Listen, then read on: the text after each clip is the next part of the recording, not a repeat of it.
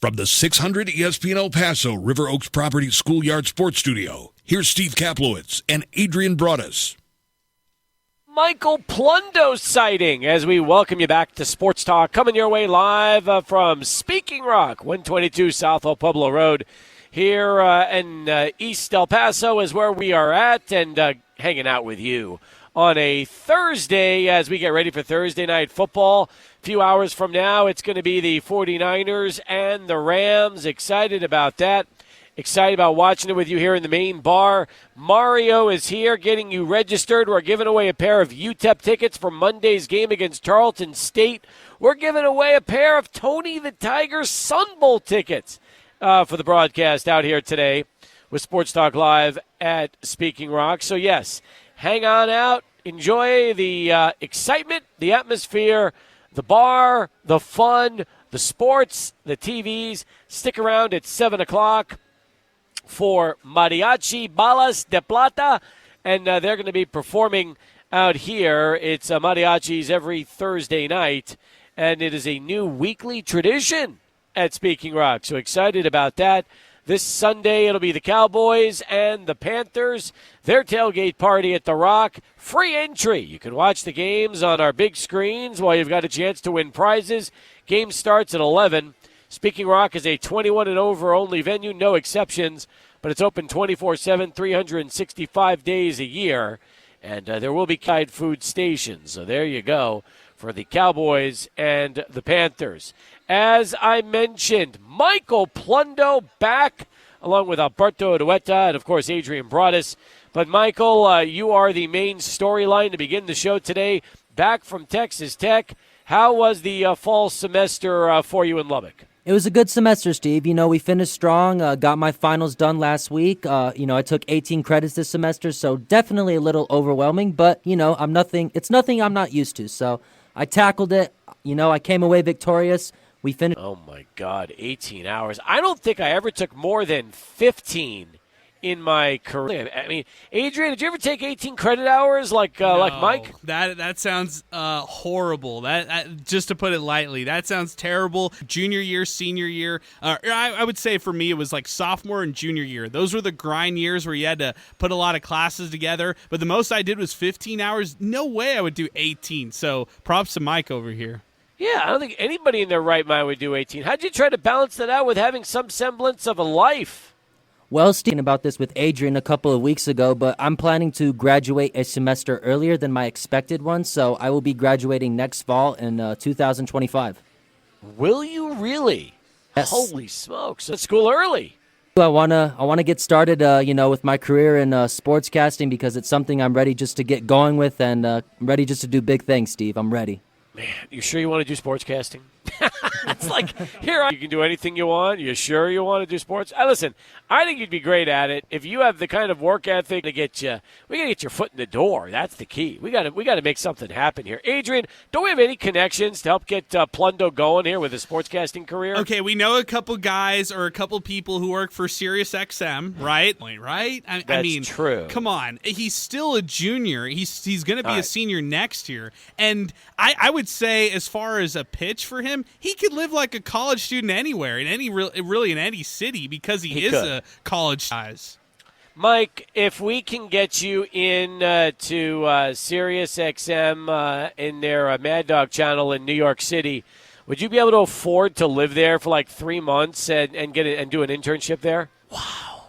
I mean, that's a great answer. I mean, Adrian, my answer would have been hell no. I can't afford New York. But the fact that Michael is already saying we get him to an internship, maybe we can get him on with Beadle and Decker. That's what I'm thinking. What about you? I'm thinking the same thing. We also know some people in Major League NBA, as crazy as that sounds. Yes, we're connected. We are connected, and I should say it's you. Like I'm saying we, like just throwing my name in the mix, but it's really you, Steve.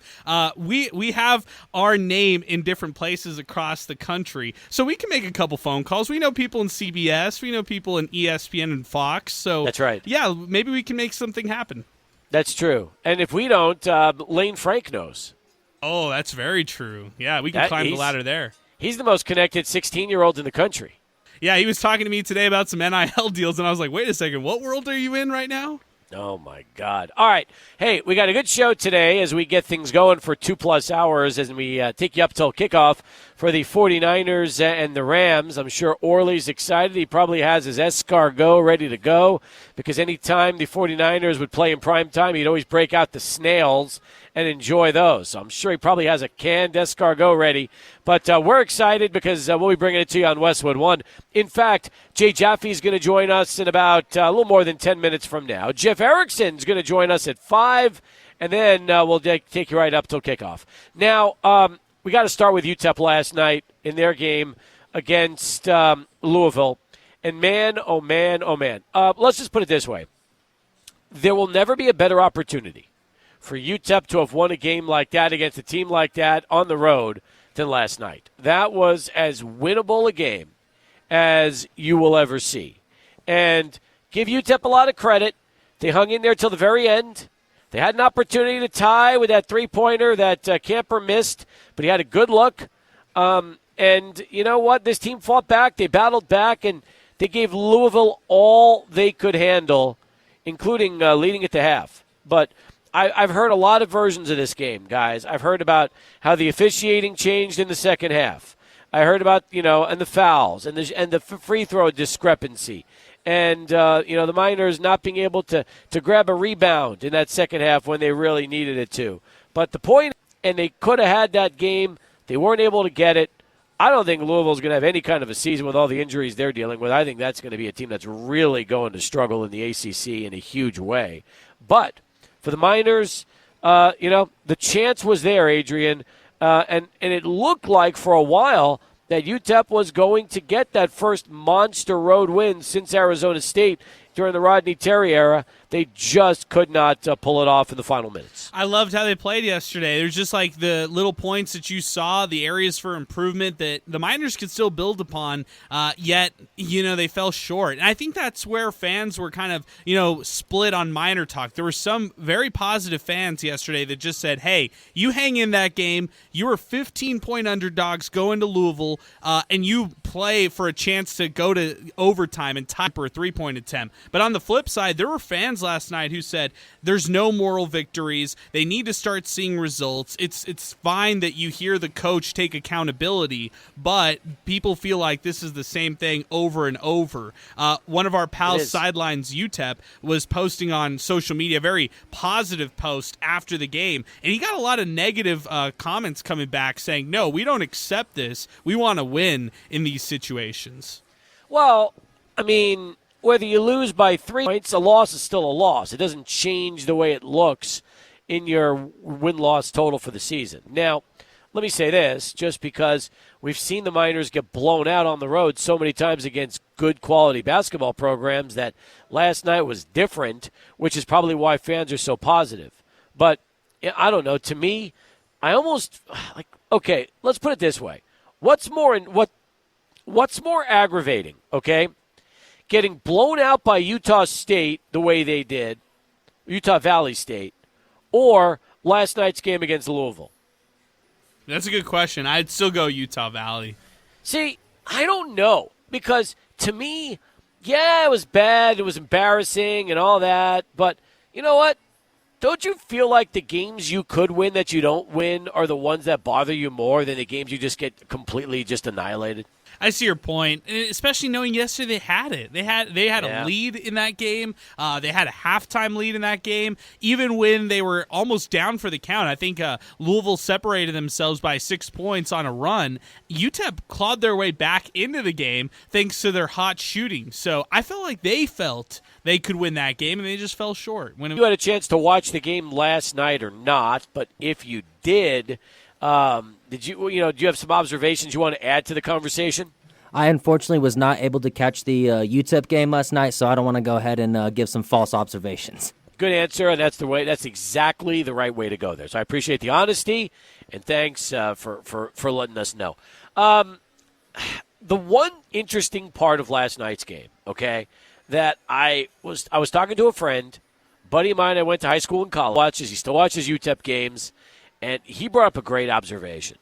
and we were talking about the rebounding, the rebounding woes for UTEP, which is nothing new, by the way. Last night, we've seen that for most of the season. They've been out-rebounded just about every game. But one of the things he mentioned, and I hadn't thought about this because I hadn't watched the game like he was watching, but what he told me was that every time Louisville would attempt a shot and UTEP was on defense, that they would just stay flat-footed and not position themselves, and that you could play 30 seconds of great defense, but if you don't box out and you don't play the shot for the rebound, essentially what good is 30 seconds if you give up a possible offensive rebound and another possession or another basket? And one of the things he said throughout that game was when you watch Louisville shoot the basketball, UTEP was not moving for the rebound. They would just kind of watch the shot, and then as the ball bounced off, Louisville would get opportunity after opportunity to try and get a second chance basket or just a new possession. And, that is a fixable thing. Like, we've talked about the rebounding woes for UTEP, and, that's one of the things Joe Golding mentioned to us at the start of the year. But, Adrian, if it's not because they're undersized, but because they're not working and putting themselves in position to get those balls during shots, that's fixable. That's something coaches today could look at on film and say, hey, this is why we're getting killed on the glass. This is what we need to do once teams are taking shots on us. I think they'll watch some of the they'll watch the last 2 minutes of that game, including the two possessions I think that are glaring in everybody's minds, where they had two different opportunities, two straight possessions, two different opportunities to rebound the basketball, and they allowed second chance buckets to fall. That's the killer right there. Yep. And to your point about crashing the glass, it's got to be on the defensive side first, and then offensively, do what you can. We know this UTEP team is going to struggle all season long when it comes to rebounding, but if they make up for it by crashing the defensive rebounds, grabbing those, don't allow the second chance buckets, that's going to be huge for them moving forward. And then I'll just point out, because a lot of them compared to 13, I get it. We're not going to make excuses on this show right here, but 11 free throw attempts for UTEP compared to 34 free throw attempts for Louisville last night. No, I understand that. And the officiating changed in the second half. And they immediately started whistling UTEP for fouls. I think it took like 10 minutes for Louisville to get 3 fouls against UTEP. So, and it's not like the Miners don't play a physical style that doesn't warrant foul calls on offense. Of course they do. So, yes, we could see that. But I almost feel like you have to expect that. You're in Louisville playing against a team that is supposed to win with a 15.5-point spread. So guess what? The officials are not going to be on your side. You have to take that into account, and you have to play to where you're not going to allow officiating to beat you. Right. And I'm looking at the numbers right now. They shoot 54% from the field. They shoot 45% from beyond the arc. And they don't win on the road. That one stings right there. And they didn't force enough turnovers defensively. So, like, all the effort that you were talking about earlier, they exerted all that effort. They didn't crash the glass and get the boards, and they didn't really create the turnovers either to help out defensively. High risk, high reward defense. No, that's true. And you think about it, 14 for Bynum. He wasn't in down the stretch until the very end, and fans were questioning that. Camper scores 19 points. Barnes has 16. Look, I mean, there's a lot of good with this game last night, but there's still some bad. Like, if the Miners do what they're supposed to do, they don't lose this game. That's just what it comes down to. But the fact that they played Louisville that tough and hung in there right down to the end is a big positive. Now, you said something really interesting before the start of Miner Talk. You tweeted that the Miners are for real. Well, it's like, part of me agrees because of what I saw last night, what I saw against Seattle by San Jose State, and Utah Valley crushed them. So if they're for real, can they start playing and living up to their potential and just being more consistent game in, game out. That's my expectation, and in fact, I'll say this. They've got 7 straight coming at home. My expectation is you win 6 of those 7, and that includes the championship game potentially in the Westar Don Haskins Sun Bowl Invitational. That includes a game at home against Louisiana Tech and a power like Sam Houston State, and also the rivals in New Mexico State. 7 straight at the Don Haskins Center. Go home if you're UTEP. Use the momentum that they had going into that game against Louisville and carry it into the Don Haskins Center and beat teams that you're supposed to. Go on a 7 straight, maybe win 7 straight if you can. Then they would be 13-3 going into middle of January. If they fall short of that, if they fall short of winning 6 of those 7 at home, then that'll fall below my expectations. I'll start to question things like consistency, but Houston wins to make other people jump along and realize, what this team could have. That's true. All right, good start to the show. We'll get back to this. Let's take a timeout after Charlie Watt and Jay Jaffe joins us to talk a little baseball and beer. He'll be with us live on our 600 ESPN El Paso Longhorn. About that, shows gets going. Charlie Watt has our traffic update. Welcome back, everybody, as we continue here on Sports Talk. Yesterday, we were cut short thanks to the UTEP-Louisville game, so we missed out on a couple of our regular segments, including this man, who joins us every Wednesday to talk baseball and beer. He is Jay Jaffe from Fangraphs.com, who you can follow on Twitter and X at J_Jaffe. And so much going on with the winter meetings. Jay, timing could not be better than now to dissect all these new moves. All right, yeah. I'm back for the winter meetings myself. I was just in your fair state. Flew home from Dallas yesterday, and there's still some buzz going on, but we haven't seen much in the way of action today. No, that's true. How many winter meetings have you had a chance to attend? Are you pretty much a regular at these? Yeah, I think I've been to every one of them since 2011, which is when the last time they were in Dallas. There were 2 that were canceled, including one that was scheduled for Dallas because of the pandemic. So let's see, that would be 14, I think 12 in a row. Nice. 12 in a row plus 2 before that. So something like 14. Yeah, that sounds about right. Well, we've had some good moves. Let's look at it, because the Juan Soto trade broke, or signing, I should say, broke right when you probably arrived over the weekend. Sunday night, that thing became official. And, we found out that Soto decided to take the Mets offer over the Yankees and the Dodgers and the Blue Jays and the Red Sox, who are all in the running. In fact, his press conference was today, and Met fans like myself pretty happy with the fact that they finally outbid the Yankees for somebody, for a major name. I mean, the Mets have come up short so many times before. Most likely this contract will not be a good one, after the first 6-7 years. But for now, Jay, for the immediate time, having Soto as a Met can obviously give this franchise and their fans some hope. Yeah, I mean, obviously this is a big deal because he's so young, 26 years old, starting this contract here, and that's very different from picking up a free agent who's in his 30s or even his later 20s. You're just going to have more years where he's at his peak, and we're talking about a guy who's a generational hitter, to say the least. Just absolutely top of the charts in terms of what he's achieved already. A little bit one-dimensional. His defense is not great, even though he was allegedly a Gold Glove finalist this year. He has improved somewhat in that area, but he is a bat-first player. But it's about as good as it gets for batting.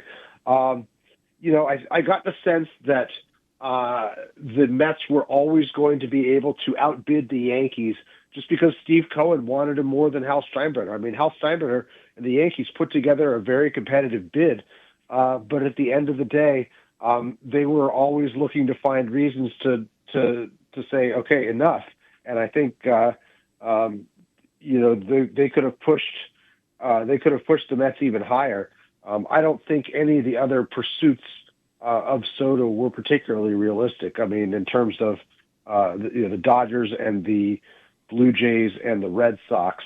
The Blue Jays and the Red Sox just have not been playing in that deep end of the pool. I know the Blue Jays pursued Shohei Ohtani last year and were said to offer him something similar to what the Dodgers did, but they just don't have the organizational depth to support that kind of acquisition.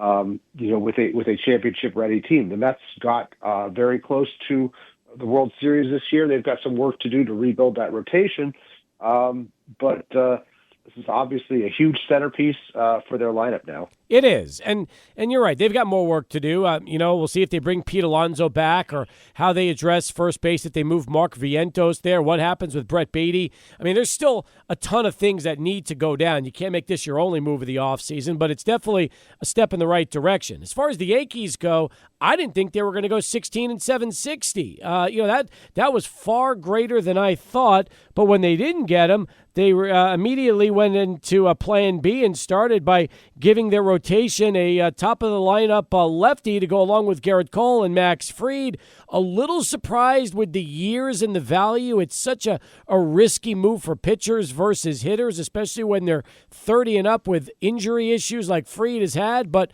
hey, you can't argue if you're the Yankees that you just made your pitching that much better. Yeah, I mean, they needed a frontline starting pitcher. They were bidding on Snell, Blake Snell, who went to the Dodgers. This is fewer dollars per year by about I think $4 million a year, and once you account for the deferrals, it's just that they stretch the same amount of money or a similar amount of money over a longer period of time in order to bring that average annual value down, which is what the tax calculations are based on. So, they've already got two other expensive contracts in that rotation. Garrett Cole, the largest contract ever for a pitcher, he's still got, I believe, 4 years remaining. And then Carlos Rodon, who also has 4 years remaining, expensive lefty who so far has not lived up to his contract. Fried has maybe not as durable as Cole or Rodon in terms of shouldering a big workload, although Rodon has had his own absences. What I like about Fried is when he has been available, he has pitched very well, and he is one of the best in the game at suppressing hard contact. I wrote about him and that transaction. That was my biggest piece of the winter meetings while I was down there. And I mostly like the move. I mean, it's expensive. The Yankees had to do something. There's more than one way to improve that team. They've got a lot of other ways to make up for the loss of Soto, at least in the shorter term, because they need to improve at first base and third base and left field. And if you just improve by a win or two at those positions, you can make up a good chunk of the value that Soto leaves behind. But they're going to need another middle of the lineup hitter for sure. Well, they could get it if they end up pulling the trigger with the Astros for Kyle Tucker. And considering now, Jay, they've got 6 starters, because you think about it, Luis Gil, Clark Schmidt. 7. Yep, that's right. 7. I mean, Stroman is on that roster, and there are others that potentially could also be fighting for rotation spots. So, yes, Rodon, you mentioned earlier, Gil suddenly is expendable. And if Houston wants him and you could possibly find a way to bring Kyle Tucker in, I think Yankee fans would be more than happy with Hal Steinbrenner to make that move. Yeah, well, Tucker only has 1 year before free agency. I think if you're going to try to acquire him, you want to maybe see if you can get a window to negotiate an extension with him and keep him around. He's a fantastic player. He missed time this past year with injuries, but is a guy who nearly got to 30 homers and 30 steals just the year before. And obviously, there's a lot to like about him.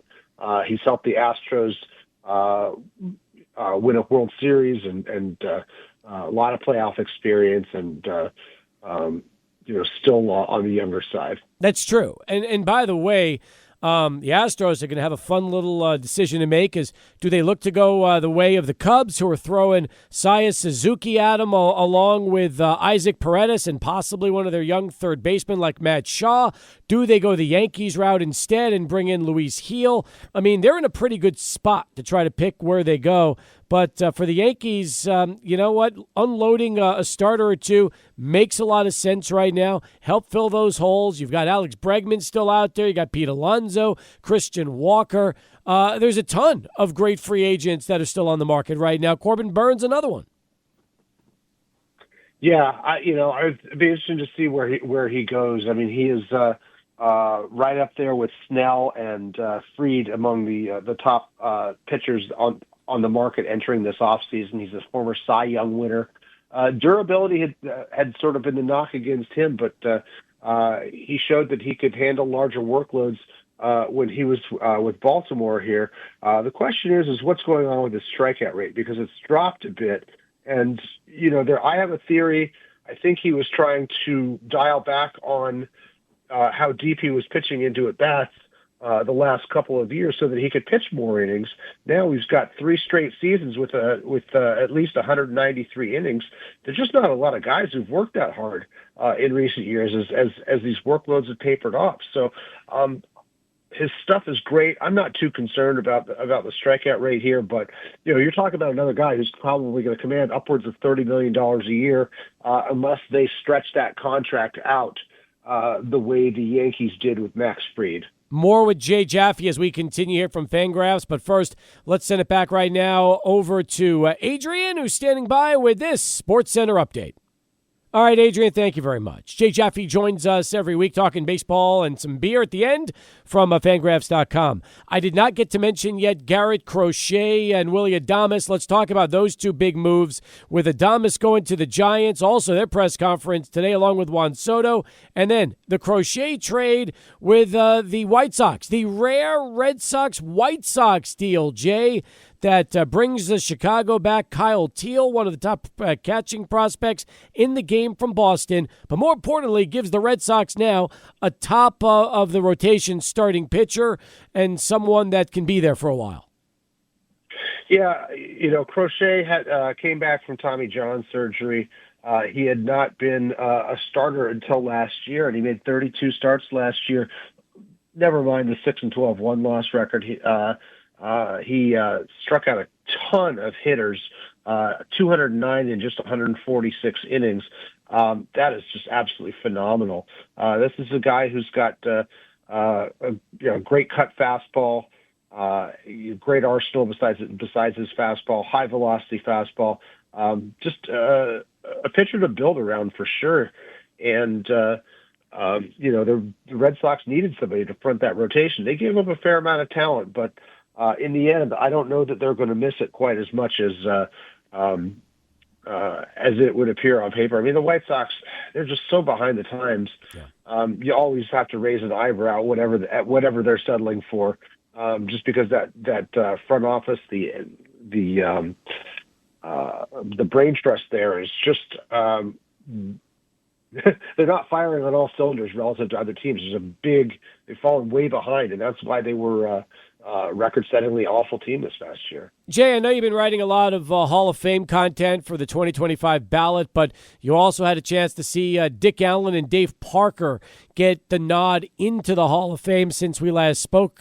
You tell me, did the names were they a surprise? I thought Dick Allen was someone that was definitely going to have a really good chance to get in.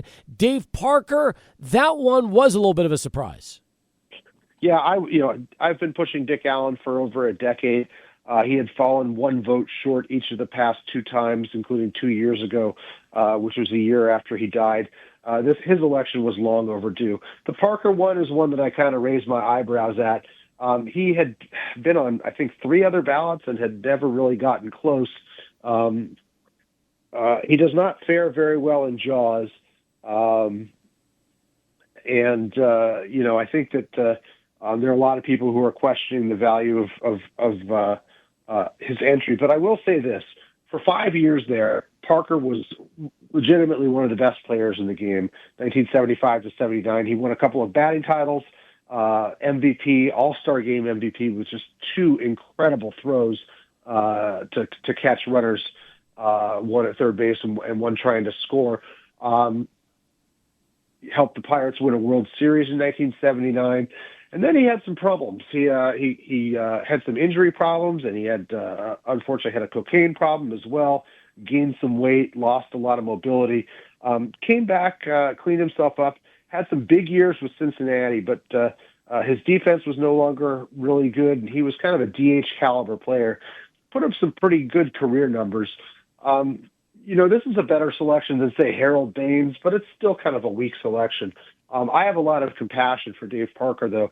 He has been battling Parkinson's disease for the last several years and waging a very public battle, raising a lot of money for the cause. And, I guess I feel like if he was going to get elected to the Hall, I am glad he's around to do it, to appreciate it.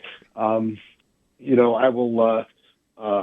I think that there are worse players in the Hall. This is just not a hill I want to die on in terms of nitpicking it to death. I'm actually reading his book, Cobra, written with a friend of mine named Dave Jordan. They did a phenomenal job of just kind of giving you the flavor of the life and times of Parker. And he comes off as a pretty bright individual, one who, really has the wisdom to realize where he made his mistakes, and just a really interesting look at his career. Well, all I know is this: when I was growing up in the 70s and 80s, Dave Parker was one of the biggest names in baseball in the outfield. Very popular player, especially with Pittsburgh and then later with Cincinnati. And sometimes, we look at a guy like that and realize that maybe when you take their entire career and put it together, it might not stack up. But there was definitely a period of time where he was among the most popular players in the game in the outfield. Yeah, most popular and legitimately one of the best. A five-tool player who could do it all. That's right. Okay, I know you've got a lot of write-ups on the 2025 ballot. I've seen those come in. We mentioned your story about Max Fried signing with the Yanks. I'm sure there'll be more Hall of Fame profiles here in the days and weeks to come at Fangraphs. But let's wrap it up with some beer. What would you like to profile for our listeners this week, Jay? Well, this one's, I'm sure, no stranger to your listeners out there. It was all over the winter meetings, and especially because of how crowded the bars were. We were just getting bottles at the little auxiliary bar, but Shiner Bock, obviously a big name in Texas, fairly popular beer. It's one I don't see much up here, but it's a good one. It's kind of a lightly hopped dark lager, a little bit sweet, fairly low ABV, which is good when you're standing around at the winter meetings socializing with people after hours, because somebody's going to end up buying another round, and so you want to be able to down a few of those while you're socializing. Shiner Bock has pretty much been a rite of passage in this area for the last 25, 30 years, so you're right about that. I've always wondered how distribution is around the rest of the country, but here in Texas, Shiner is pretty much a staple. Yeah, I do. We do see it up here. It just never occurs to me to buy it, but it does make its way even into the grocery store sometimes. Very nice. Well, listen, Jay, great to catch up with you. We appreciate the analysis. Hopefully we've got more exciting news to break next week with more signings and trades. But as always, thanks for the time. All right, sure thing. Jay Jaffe, folks, as we continue here on Sports Talk. We'll come back more as we continue from our home every Thursday. It's a Sports Talk Live out here at Speaking Rock at the main bar as we get you ready for Thursday Night Football. A little bit later, Rams, 49ers, here on 600 ESPN El Paso. It's the start of hour number 2 here on Sports Talk. Welcome back, everybody. It's Steve Kaplowitz hanging out with you out at Speaking Rock here at the main bar, getting ready for Thursday Night Football. That's right, tonight, Rams, 49ers, going to be a good NFC West clash. You can come down, enjoy yourself, sign up to win tickets to the Tony the Tiger Sun Bowl. with Washington and Louisville doing battle here on December the 31st at noon. So we'll be giving those tickets out before the end of the show, which will be kickoff for the 49ers and the Rams. Excited about having our next guest back with us. He normally joins us Wednesdays, but we had just a 30-minute show yesterday because of the Miners and Louisville and basketball. So today we get Jeff Erickson with us from RotoWire.com. Jeff, welcome back. How are you? Doing well, Steve. Start of the fantasy playoffs in most leagues, so busy week. I want to talk about that. Lots of fantasy football to talk about with playoffs here, but first, let's get to baseball with the winter meetings wrapping up from Dallas. Lots of interesting news. In fact, maybe we'll start with some of the news that's happened, some of the news that hasn't happened but could happen. And we'll begin with a press conference I was watching earlier today. Willy Adames introduced as the Giants' new shortstop with Buster Posey right next to him. This was a big splash for the Giants, and perhaps the first of what could be a ripple effect if, in fact, Corbin Burns ends up signing with the G-Men. Yeah, the Giants finally got somebody to take their money. Last couple of years, they've struck out on a big name free agent. Now, Adames isn't the biggest name, obviously. We'll talk about that momentarily. But they got their guy. They went hard after Willy Adames, got him. 7-year deal coming off a career year. I always kind of worry about that. I worry a little bit about the park effects for Adames as well. The thing that stood out for Adames is he ran way more than he usually does. He ended up with 21 stolen bases last year. Previously, his high was 8. So you kind of wonder, okay, is that going to be repeatable in his new digs? And then, for that matter, is he going to be able to hit for the same sort of power? I've got him projected for 27 homers after he hit 32 last year. All right, so a little farther down in that regard. I wonder if the stolen bases is more of a result of Pat Murphy and how Murph just likes to steal out there in Milwaukee. I think that's part of it for sure. Whether Craig Counsell before that or definitely the Rays before that restricted his ability to run, that might very well be. But you know what?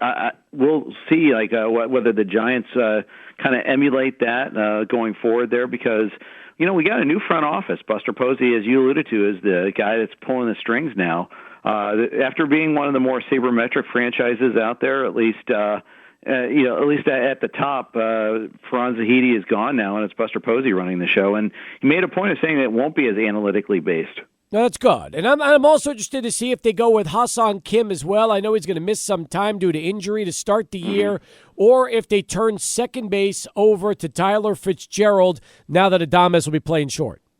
Well, yeah, Fitzgerald's earned a place there somewhere. I firmly believe that he's a major league starter somewhere. So I'm kind of curious to see how they make all the pieces fit. Right now, currently obviously listed as the second baseman. This is a guy that went 15-17 in limited time last year. Slugged 497 in that ballpark. That's pretty good. I worry a little bit about the strikeout rate, obviously there.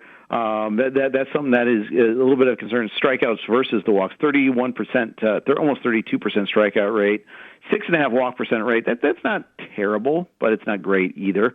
I expect a decent amount of regression in terms of the batting average. All right. What about the move of Garrett Crochet going from the White Sox to the Red Sox for prospects? What does that do for his fantasy value? Well, it certainly is going to give him more chances to get wins. He's got a better team behind him. Theoretically, a better bullpen, too. He should get more run support, and he's going to be allowed to go deeper into games. The White Sox kind of did the Red Sox a favor by how they managed Crochet last year. They didn't shut him down, but they had a string of limited outings there. That was the way they decided to limit his innings count. They kind of preserved him, but they didn't shut him down either. I think his leash will be a little longer this year for him. Meanwhile, Max Fried to the Yankees. I know as long as he passes that physical, he gets it. And Fried's had his injury issues over the years, which makes 8 years and $18 million. I don't want to say a baffling contract from the Yankees, but it seemed like they gave him an awful lot with his injury history and how any pitcher, anything over 5 years, seems to be a big gamble. It does. And the thing is, there's no deferrals, no opt-outs.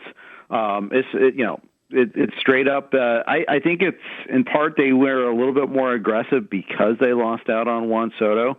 that they're going to make it up with multiple players instead. But you compare that to the contract that Blake Snell signed earlier. Now, Snell obviously has got a lot more risk to him, but there's a lot less upfront. There's a lot less in terms of guaranteed money. A lot of it's deferred. I mean, they did pay a pretty big signing bonus for Snell, but it's a little bit different here for Fried. And you know what? The ballpark is pretty good for lefties. Yankee Stadium's got that short right field porch, but center and left center are. It takes a real poke to get it out. And overall, if you look at the batted ball metrics, it doesn't play as much of a hitter's park as people think it does. Speaking of, again, big moves that have gone down earlier today also, Juan Soto officially becomes a Met, has his press conference, meets the media, and is formally introduced. This is a monster. We haven't talked about it yet. 15 years, $765 million. There could be an opt-out after 5 years. The Mets could lock him in if they raise his average annual value from $51 million to $55 million. He gets a $75 million signing bonus. Jeff, I know Yankee fans are hearing that, well, they wouldn't give him a luxury suite as part of their offer. But the fact is, when the Mets are all said and done, hey, if Juan Soto lives up to the hype, he could make over $800 million with them. Yeah, it's crazy. And compare that to Shohei Ohtani's contract last year. All of a sudden, Ohtani's contract looks downright reasonable. Mm-hmm. And it's also self-funding too. That's the difference. Is where Soto's going to draw some advertisements, some boost there, but Ohtani is like a marketing goldmine. And I think the Dodgers are going to end up doing great with this here. But this is about Soto. He's going to, But the thing is, it just demonstrates though just how much owners could quote unquote afford these players. And granted, this is Cohen's the richest owner of the owners, but these are all billionaires, Steve. When we're talking about affordability, and it's not like you're paying it all at once. This is over a stretch of years, 15 years in the case of Soto. So, he's going to get. They're going to get a great player. Yep. We'll see how long he remains a great player, but he's going to be a great player for a while. And it's going to give this lineup there a huge boost. I'm happy you mentioned 15 years. Just think about how much more the Mets will be worth 15 years from now than right now. Yeah, exactly. And especially a major market team like that, their local media deals are going to be better than, say, Cincinnati or Cleveland or whatever. They're going to do fine with this deal. Meanwhile, from a fantasy standpoint, does Soto's value pretty much stay the same as it did when he was with the Yankees? I think I downgraded him 2 homers on my projection. He doesn't get that, not that, Soto's hitting a lot of wall scrapers, but everything matters a little bit there. So, going to Citi Field is a little bit of a tougher ballpark for him there. So I did downgrade him ever so slightly. Jeff Erickson with us from RotoWire.com as we continue our weekly conversation. All right, let's shift it over from baseball to football. You mentioned that playoffs are here. Also, we're done with buys. So isn't it nice that when you're in your fantasy playoffs, you don't have to worry about losing a key member of your roster due to a bye week this late? Yeah, absolutely. And, I know in some formats we did get hit by the buys, early playoffs or something of that nature, or just trying to get into the playoffs in that last week. And, you're missing Lamar Jackson or Jaden Daniels and how tough that was. But last week was a really high-scoring week despite that. We had so many huge performances last week. And I think that's a reminder that sometimes this happens late in the season. We get some attrition, injury-wise from some defenses. Other teams are kind of out of it a little bit, and other teams, like, it took them a while to kind of get their flow, and now they have it. I'm looking at the Rams, for instance. There, they have everyone back. They had their A++ game against the Bills last week, and you saw some crazy numbers. If you're going against Puka Nacua, I'm sorry, tough break. Meanwhile, you've got Matthew Stafford ranked 9th in your value meter heading into tonight's game against San Fran. So, look, he was terrific against Buffalo. You just wonder if he can pull it off against the Niners tonight. Sure, and I do worry a little bit about that. I think, there is a little bit of a downgrade there. I think because of that. I've got, you could flip-flop him into a Tagovailoa who's got 3 straight 300-yard games. Slightly tougher matchup, I think, at Houston than Stafford has at San Francisco. That's true. But you do have also Kyren Williams as one of your top running backs this week. You've got him right now 4th on your value meter. And then Isaac Guerrero, it sounds like he's going to play tonight with his sprained foot, and you've got him all the way down to 29.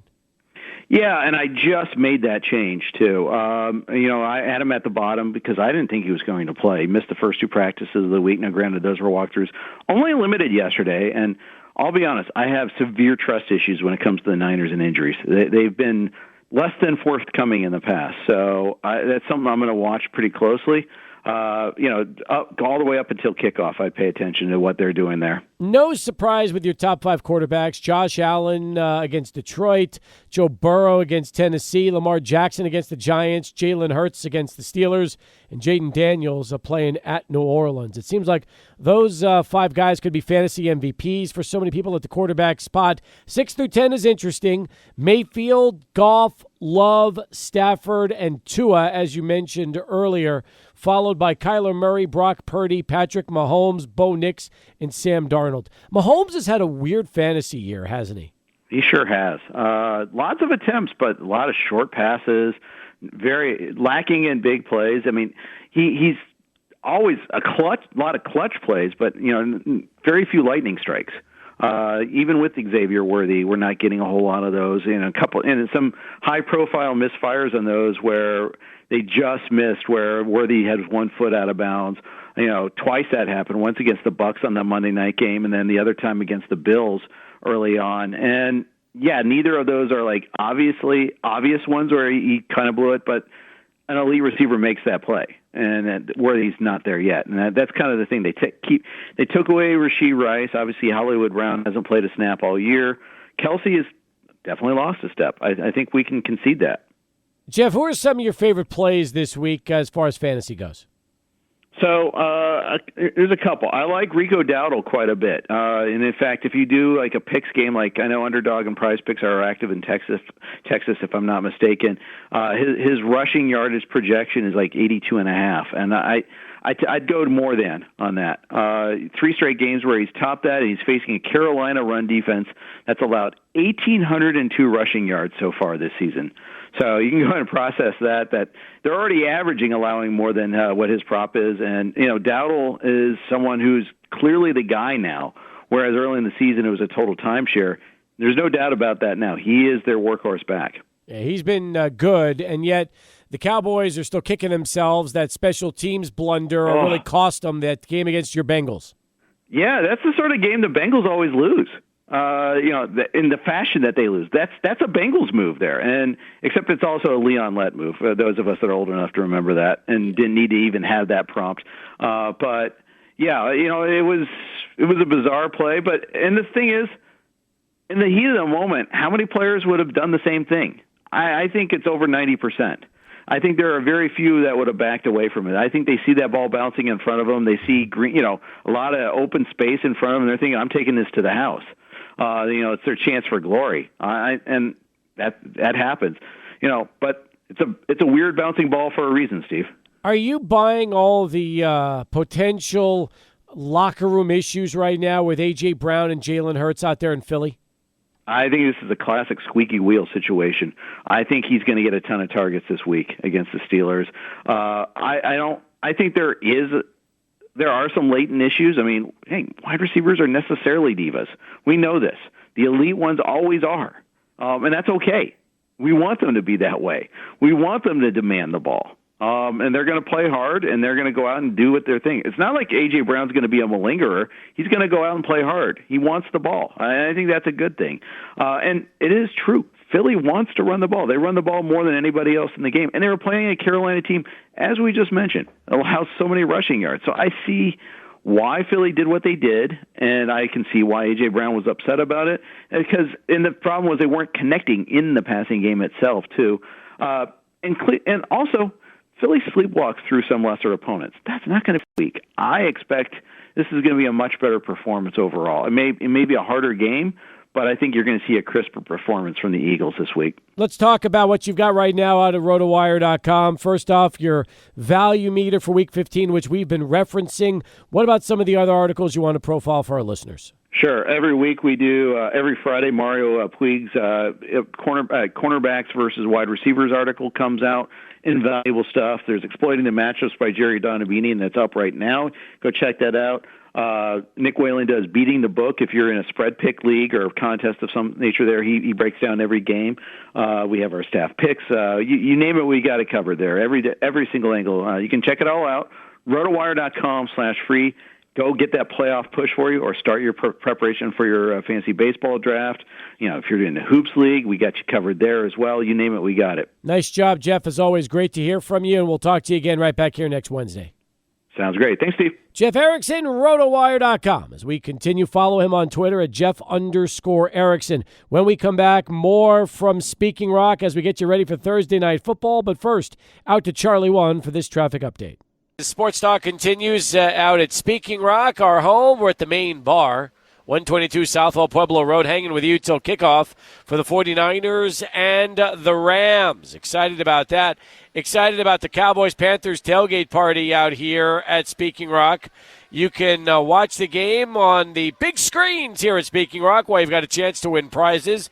Game starts at 11. Speaking Rock is a 21 and over only venue, no exceptions. Open 24/7, 365 days a year.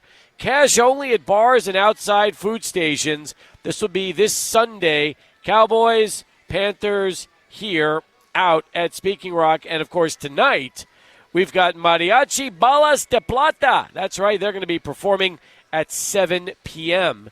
out here at The Rock. We got a good crowd back at our 600 ESPN El Paso River Oaks Property Schoolyard Sports Studios, including Adrian, Alberto Dueta, and the return of Michael Plundo, who has been delivering Sports Center updates for us top of every hour. Michael, how long are you back in town till? When are you going back to Lubbock? I am not leaving, Steve, until January 11th, so you got me until that time. So if you need me to do anything, please just give me a call. I will be here in the matter of seconds. Guys, A month of Plundo. Wow. This is news to me. I was thinking we'd get, like Couple weeks. This is also junior year, so I'm like, he's busy. He's got friends. He's got a life over there. But, man, he's going to hang with us till January 11th. This is great. Alberto, how excited were you to see Michael Plundo? Extremely, extremely excited, Steve. It was a beautiful scene here when I got here to the studio. Oh, I can imagine. And, boy, this call is going to get great. Gator Richard joining us here, 24 past the hour as Sports Talk continues, 505-6009. Go Gators. What's going on, man? Go Gators. Hey, can we talk Belichick for a second? Yeah, we can talk whatever you want, man. That's fine. He's making $10 million a year. Well, he's going to North Carolina, not South Carolina in the SEC, okay? I couldn't name 5 players that came from North Carolina. I had to Google it. Peppers, some guy named Hamburger. You know what? Some guy named Lawrence Taylor. Yeah, Lawrence Taylor. That's right. Now, not in the last 20 years though. Okay, they hadn't really had any first round draft guys come out in the last 20 years, had they? I think Trubisky was a first-round pick, if I'm not mistaken. That's right. Okay, so you gotta kind of think about it. It's not like you're coming from a Georgia or a Florida or Alabama, with Heisman, conversations about all these guys. Okay, so Belichick, you remember he got caught cheating and paid a $500,000 fine when he got caught cheating, videotaping. Sound familiar? Like Hairball got caught videotaping. He left town, right? Yeah. By the way, Drake May was also drafted in the first round just this past season, the quarterback for the Patriots. So just throwing another one out there for you. So okay, look, yeah, I got you. Well, yeah, I got you. No, but sharpshoot me there, Steve. Google it. But what I'm saying is North Carolina. I don't think a lot of people are going to alter their life to go play for Belichick at North Carolina. Let me tell you what they're doing. By the way, speaking of altering their life, let me. You want to hear what he's doing? Okay, how about this? The school is upping their NIL in football from $4 million to $20 million. He's got $10 million for an assistant coaching staff. I got bad news for you, pal. He's going to have so much money that they're going to be working with in North Carolina. They're going to turn that thing into like a powerhouse overnight because of the dollars that they're going to be committing to him to build this thing up. I love how you just you don't just jump on the bandwagon. You are the bandwagon. It's not the bandwagon, it's facts. Man. It's like if Florida was spending – listen, man, if Florida was spending $20 million a year for their NIL, guess what? They probably would also be a better powerhouse than they are right now. That is a ton of money, Richard, and we're living in a world of college sports where money buys talent. So if that's the case – and you're taking your NIL and you're now going to go 500% more with Belichick there, you don't think that you're going to start to see instant results? I beg to differ. Okay, at the end of the day, it's still that puke color blue in North Carolina, not South Carolina. Okay, and first off, you should be happier it's North Carolina because South Carolina would be in the SEC, which would be a direct competitor of your beloved Florida Gators. So the fact that they're out in a different conference, you should be thrilled to death right now that this isn't happening in your own backyard going head-to-head against your team. The guy's 70 years old. The first time some kid that he actively recruits jumps on the transfer portal and leaves them swinging, twisting in the wind, I wasn't expecting that. And he's going to have one of his Belichick moments. And I don't think he's going to hang on. Now listen. Now let's slow it down for a second, okay? Slow it down. Because here's the thing. I don't think this is going to work out. I don't necessarily think this is a great long-term thing. I'm fascinated by it just because of the money that's being thrown around by North Carolina and the fact that Belichick wants to tee this up for his son to be the next head coach after he's done. But here's the biggest key, okay? His buyout goes from $10 million to $1 million next June, which tells me that, you know what? If an NFL team comes looking for him in the summer of 2025, Bill Belichick might not even coach a season of college football. So if you're not thinking that this could be a way to try to get Belichick eventually back in the NFL as a head coach, you're crazy. Of course it is. So you know what, Gator? I don't even know if he's going to even coach a season in college because of the way his buyout is structured. But all I'm saying is if no NFL team comes calling and Belichick is on the sidelines in August, there is a lot of money that North Carolina is throwing at him to build this thing into a winner. And you know what? Since money does talk and BS walks these days in college sports, it could very well happen. If he can use that NIL to get a Manning to come over to North Carolina, then we're talking. Nope, could happen. You never know. Could happen. Pull it off. Appreciate the call. Gator Richard getting fired up. Wow. I like feisty Gator Richard. Yeah, what did he have personally against Bill Belichick? I think it's the cheating that he was trying to allude to or whatever, but that was hilarious. I would just say this. Whatever Bill Belichick's going to build, it's a brand over there for North Carolina. It feels untapped too, Steve. Like, despite them throwing these players into the NFL and having success with guys playing in the league over the last decade, what Bill Belichick wants to build is something even bigger than that. It almost kind of reminds me of what Saban built in Alabama. So let's see if, what he can do over there. I mean, the guy, now, he said at his press conference today that it was not a 400-page plan. I mean, he started joking about that, going, I don't know who brought that up. It was not 400 pages. I don't know what Belichick's plan was, but whatever it is, wouldn't you like to get a copy of it? Wouldn't you like to see his blueprint for college success? Yes, and can you publicize that so UTEP could take advantage of something like that? Exactly. All right, 32 past the hour as we continue. Let's do Sports Center. When we come back, more, including more of your calls, 505-6009. You can also tweet the show, 600 ESPN El Paso, as we continue.